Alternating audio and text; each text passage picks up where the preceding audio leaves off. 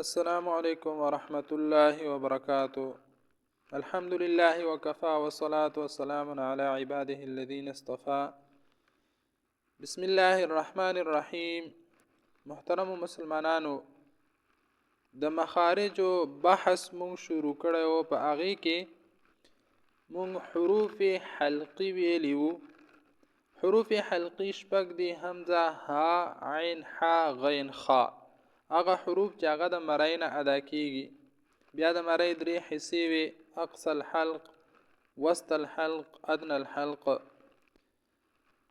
او بیا مونږ حروف لسانیه د ژبې نه چې کوم حروف ادا کیږي، په هغې کې د ژبې د جرړې نه چې کوم حروف ادا کیږي، هغه حروف مونږ ویلي وو هغه دوه حروف دي: قاف او کاف.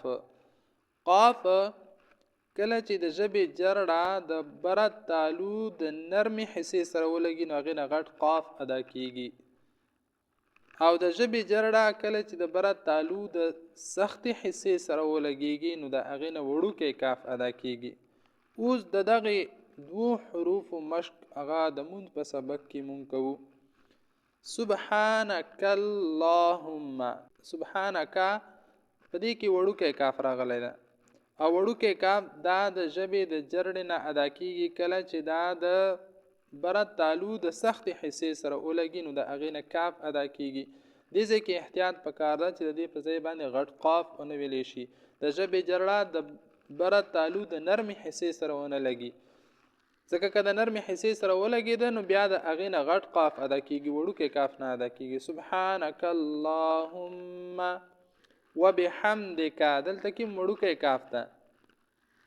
دلته کې پکار ده چې د ژبې جرړه هغه د بره تالو د سختې حصې سره ولګي، د نرمې حصې سره ونه لګي، ځکه د نرمې حصې سره چې ولګي نو د هغې نه غټ قاف ادا کیږي.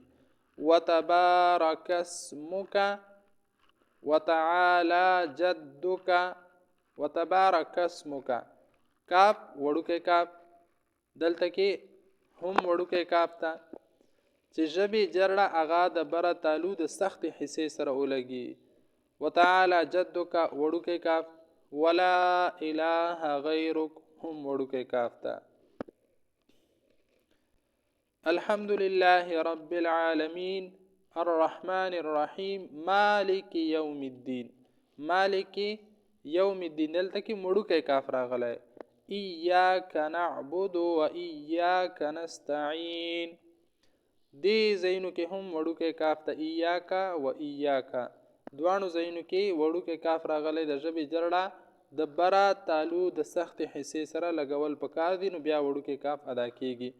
اهدنا الصراط المستقیم. دې ځای کې غټ قاف راغلی. د ژبې جرړه د بره تالو د نرمې حصې سره چې ولګي نو د هغې نه غټ قاف ادا کیږي. اهدنا الصراط المستقیم چې دې په ځای باندې وړوکی کاف ونه ویلی شي. صراط الذین انعمت علیهم غیر المغضوب علیهم ولا الضالین. قل هو الله احد. په دې ځای کې غټ قاف راغلی ده. د ژبې جرړه چې کله د بره تالو د نرمې حصې سره ولګي نو د هغې نه غټ قاف ادا کیږي، او د ژبې جرړه چې کله د تالو د سختې حصې سره ولګي نو د هغې نه وړوکی کاف ادا کیږي. نو دې ځای کې پکار ده چې ژبې جرړه د تالو د نرمې حصې سره ولګي نو دا قاف په بیا صحیح ادا کیږي. دې ځای کې د قاف په ځای باندې کاف ونه ویلی شي، ځکه قل هو الله احد بیا په معنی کې فرق راځي چې د قاف په ځای د کاف وي. معنا اوس دا چې وایي پیغمبر علیه الصلاة والسلام چې الله یو ده، او که د قاف په ځای د کاف وي نو بیا به معنا شي اخرى پیغمبر علیه الصلاة والسلام چې الله یو ده. نو څومره فرق په معنی کې راغله.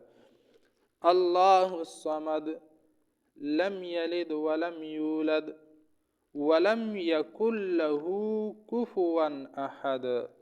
ولم یکن له دلته وړوکی کاف ته غټ کاف ونه ویلی شي. کفوا احد دلته هم وړوکی کاف ته غټ کاف ونه ویلی شي. نو خلاصه دا شوه چې د ژبې د جرړې نه دوه حروف ادا کیږي، یو قاف او یو کاف. قاف کله چې د ژبې جرړه د بره تالو د نرمې حصې سره ولګي نو غټ قاف ادا کیږي، او چې د ژبې جرړه د بره تالو د سختې حصې سره ولګي نو وړوکی کاف ادا کیږي. واخر دعوانا الحمد لله رب العالمین.